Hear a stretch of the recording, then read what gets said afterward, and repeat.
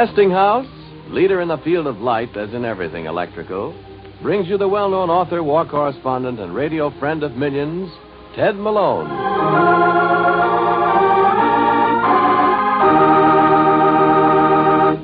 Well, friends, your guide to quality when you buy light bulbs is a name you know well, Westinghouse. The men of Westinghouse spare no efforts to make Westinghouse bulbs as perfect as possible.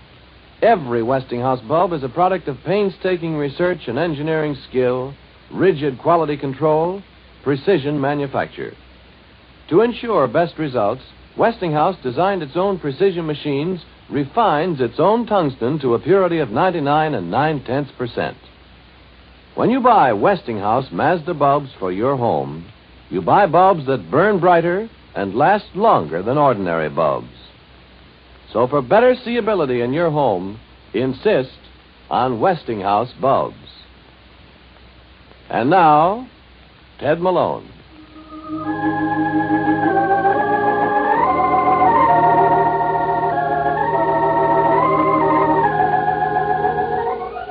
Hello there.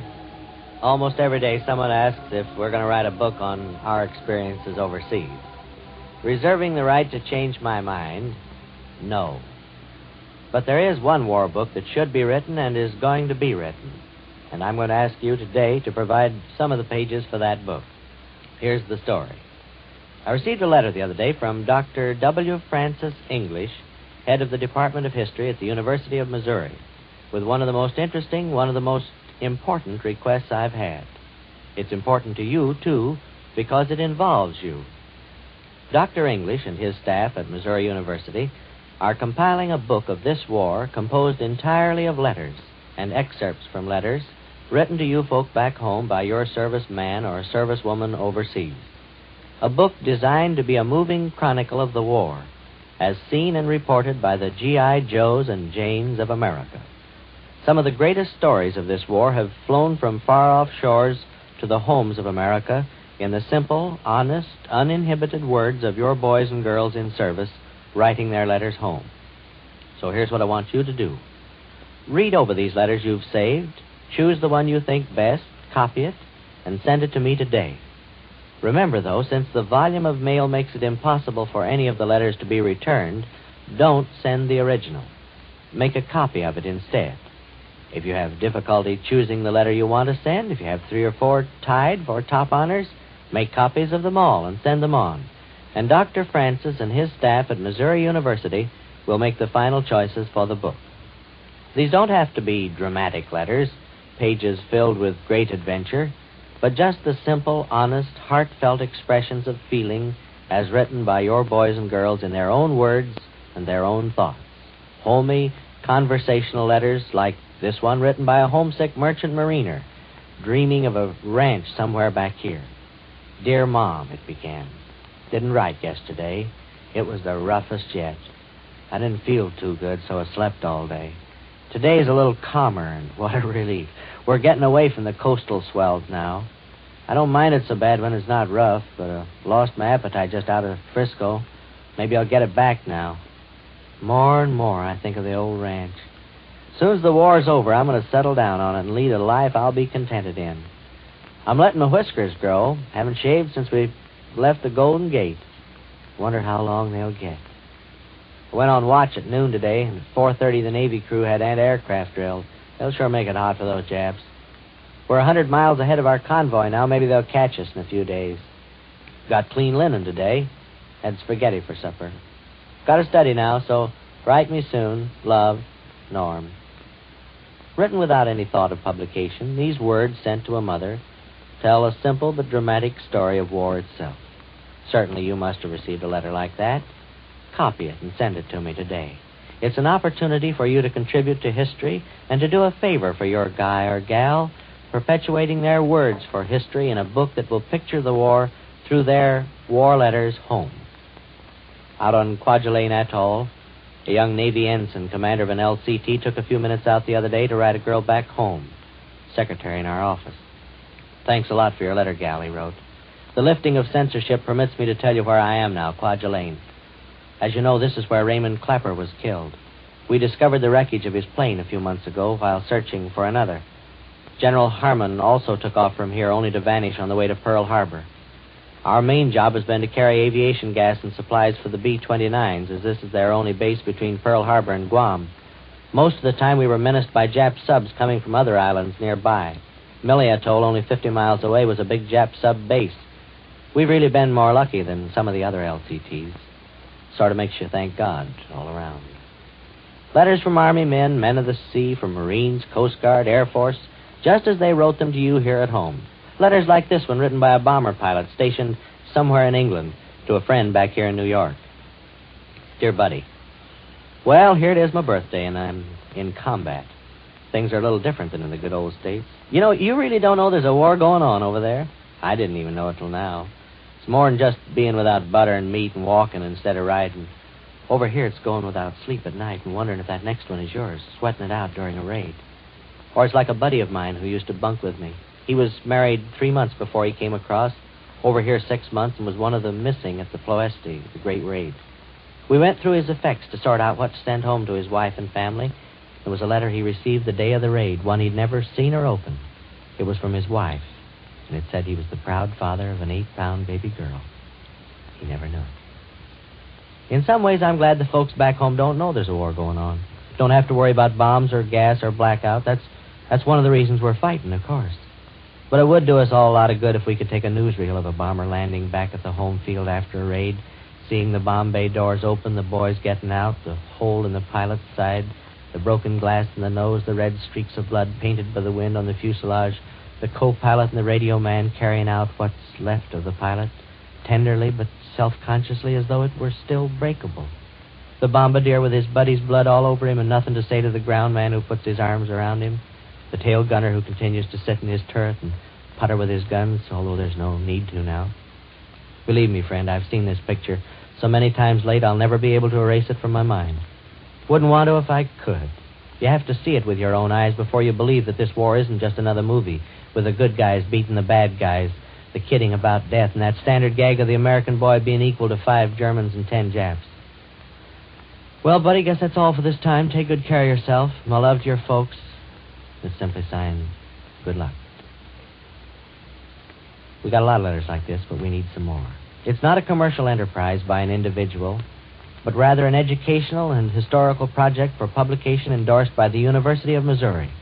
Go through your serviceman's letters right now. Choose the most interesting, the most picturesque, the most vivid, the most typical. Make a copy of it and send it to me. Ted Malone, American Broadcasting Company, New York 20, New York, and mark it War Letters.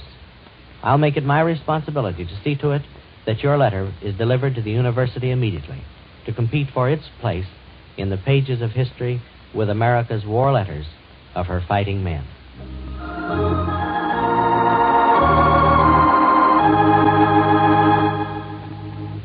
Ted Malone will be back in just a moment with today's postscript. Westinghouse engineers perfected countless special lighting units for our armed forces during the war. But the fact is, standard Westinghouse bulbs did their bit, too. For example, a tiny Westinghouse lamp usually found in the taillight of bicycles. It proved ideal for attaching to cargo parachutes for night operations. And this same small bulb became a miniature beacon to guide survivors to life preservers in inky black seas. Household-sized Westinghouse lamps, wired in strands like Christmas tree lights, proved invaluable for quick marking of emergency landing fields. Whatever the problem, an answer was found, thanks to American ingenuity. And now here's Bess Johnson with ingenious hints on home lighting from Westinghouse. Well, Chappie, ingenious isn't quite the word. Home lighting is more than a matter of common sense. After all, home is where the heart is. Home should be a bright, cheerful place.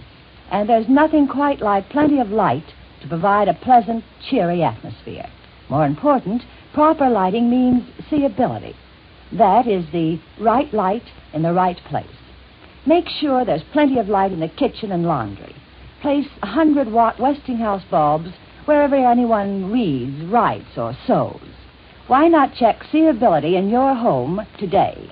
Replace blackened, half-exhausted bulbs and fill the empty sockets with Westinghouse bulbs. For better seeability, for brighter, longer-lasting light, insist on Westinghouse bulbs. And now, here's Ted Malone with today's postscript.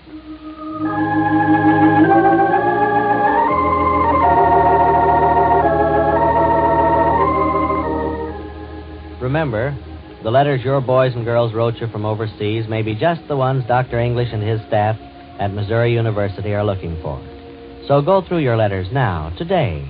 Choose the one you think best, copy it off, and send it to me. Ted Malone, American Broadcasting Company, New York 20, New York. Mark it War Letter, and I'll deliver it immediately to Dr. English and his staff, who'll make the final choices. Although we're not asking for poetry in these letters, there's many a dramatic story told in lines of verse, as in this poem by George Abbey, who was stationed at Camp Crowder, Missouri. He calls it Letter Home.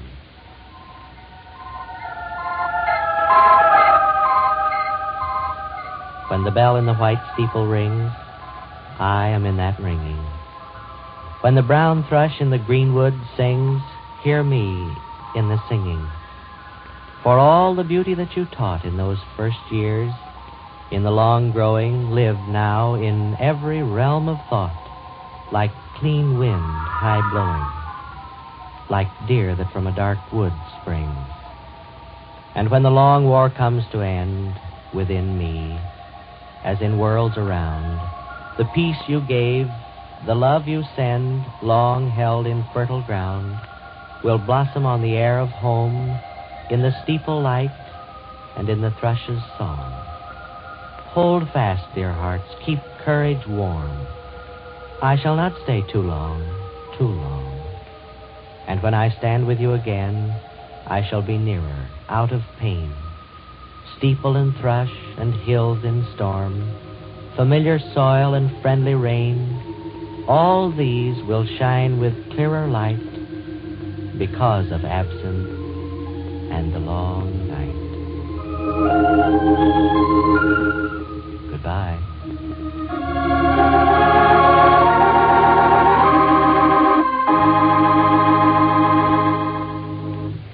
Ted Malone comes to you at this time every day, Monday through Friday, brought to you by Westinghouse, maker of more than 30 million appliances for the American home.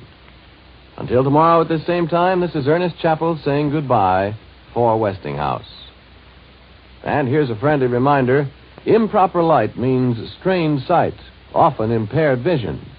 So protect your sight with the right light now. Westinghouse bulbs mean extra comfort because they burn brighter, last longer. Get better seeability with Westinghouse bulbs.